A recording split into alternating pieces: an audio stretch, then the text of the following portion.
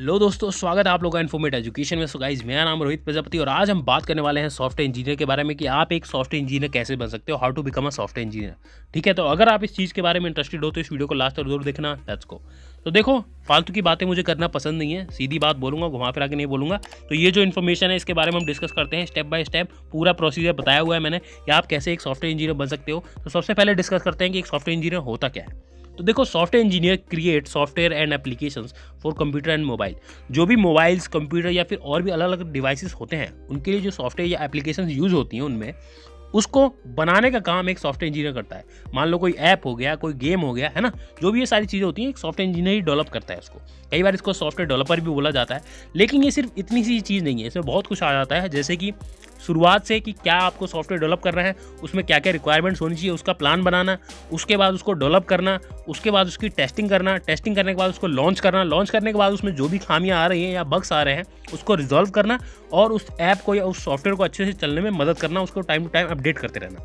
ठीक है, ये पूरा काम होता है। लेकिन इसमें कई लोग भी इन्वॉल्व होते हैं, तो ये इतना ईजी नहीं है, थोड़ा सा समय लगता है। आप इस पोजीशन तक जरूर पहुंच सकते हो थोड़ा एक्सपीरियंस करते करते, है ना। ये मैं कह दूं कि जस्ट आपने कोई एक डिग्री कर ली उसके बाद अब बन जाओगे, तो ऐसा कुछ नहीं है। साफ सुथरा बात है भैया, मैं सीधा बात करता हूँ, फालतू की चीज़ें नहीं बताता। अब बात करते हैं स्टेप बाय स्टेप, आप क्या प्रोसीजर है बनने का, कैसे आप इस पोजीशन तक पहुँच सकते हो।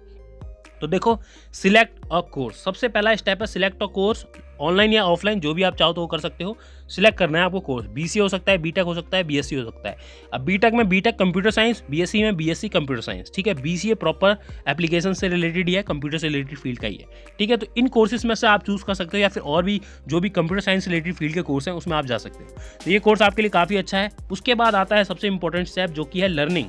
लर्निंग मतलब लर्निंग प्रोग्रामिंग एंड कोडिंग, जिसमें आपके कई तरह के प्रोग्राम्स आते हैं जैसे कि C++, जावा, .NET, पाइथन, SQL, बहुत कुछ है। ठीक है, बहुत कुछ है सिर्फ, लेकिन यही सिर्फ इतना ही नहीं है, कई सारे लैंग्वेजेस होते हैं। लेकिन स्टार्टिंग आपकी होगी C और C++ से, क्योंकि ये बेसिक स्टार्ट होता है यहाँ से। ठीक है, शुरुआत में अगर आप ये लैंग्वेज सीखते हो तो फिर बाद में जो भी ये जावा हो गया या फिर .NET हो गया, इन सब चीज़ों को आपको सीखने में आसानी हो जाती है ना। तो शुरुआत आपकी C और C++ से होगी। उसके बाद आपको क्या करना है, जो सबसे इंपॉर्टेंट है वो है प्रैक्टिस। लर्निंग तो कर ली भैया, प्रोग्रामिंग आपने सीख ली, लेकिन उसको साथ साथ प्रैक्टिस करते रहना है। उसके साथ उसके जरिए कई सारे सॉफ्टवेयर डेवलप करने हैं। फोर्थ स्टेप आता है आपको try to develop small software. ये बहुत इंपॉर्टेंट है। अगर आप सॉफ्टवेयर खुद से ट्राई नहीं करोगे तो कैसे भाई समझ पाओगे, क्योंकि उसमें जो लॉजिक लगाना होता है, आपको खुद से एक छोटी सी रिक्वायरमेंट बनानी है कि मुझे एक छोटा सा ग्रोसरी स्टोर है मेरा, उसकी जो बिलिंग वगैरह करनी है उसका मैं एक सॉफ्टवेयर बनाऊँ छोटा सा, है ना, काउंटिंग वगैरह का, मैथमेटिक्स, उसमें बेसिक कैलकुलेशन यूज होगी, तो उसके हिसाब से आप डेवलप करो, है ना। जब वो छोटा मोटा डेवलप करोगे तो फिर आपको क्या करना है, पांचवा स्टेप आता है do some internship and gain experience. कई ऑर्गेनाइजेशंस होती हैं, स्मॉल ऑर्गेनाइजेशन या बिग ऑर्गेनाइजेशन, वो इंटर्न्स हायर करती है, तो वहाँ पे आप इंटर्नशिप के लिए अप्लाई कर सकते हो, जहाँ पर आप एक्सपीरियंस ले सकते हो प्रैक्टिकल तौर पे एक बड़ी ऑर्गेनाइजेशन में काम करने का, तो आपको ज़्यादा बेहतर तरीके से समझ आएगा।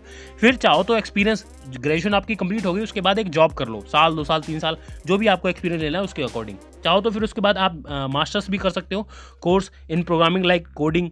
ठीक है, जैसे कि MCA हो गया, MTech हो गया, MSc, वही MTech मतलब कंप्यूटर साइंस, MSc मतलब कंप्यूटर साइंस, और MCA प्रॉपर BCA के बाद होता है, वो मास्टर्स इन कंप्यूटर एप्लीकेशंस होता है। ठीक है, तो ये कोर्सेज आप कर सकते हो। लेकिन क्लियर मैं बता दूं कि भैया इस पोजीशन तक पहुंचने के लिए आपका एक्सपीरियंस, आपकी नॉलेज, आपकी स्किल्स मैटर करती हैं, सिर्फ डिग्री इसका क्वालिफिकेशन नहीं है। यहाँ एक क्राइटेरिया है, लेकिन क्वालिफिकेशन नहीं है कि सिर्फ डिग्री कर ली तो आप बन गए, ऐसा नहीं है। अब इनकम की बात करते हैं।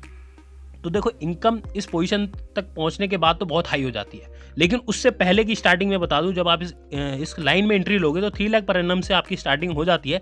लेकिन इस पर्टिकुलर फील्ड में, IT के फील्ड में और सॉफ्टवेयर इंजीनियरिंग की फील्ड में कोई लिमिटेशन नहीं है कि आप कितना पैसा कमा सकते हो।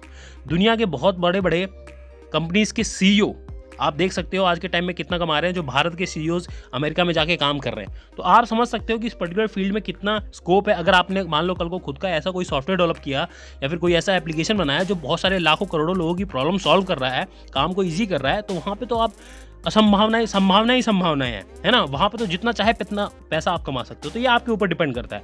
तो गाइज, मैंने क्लियरिटी कर दी है कि आपके पास स्टेप्स क्या है, कैसे आप इस पोजीशन तक पहुँच सकते हो।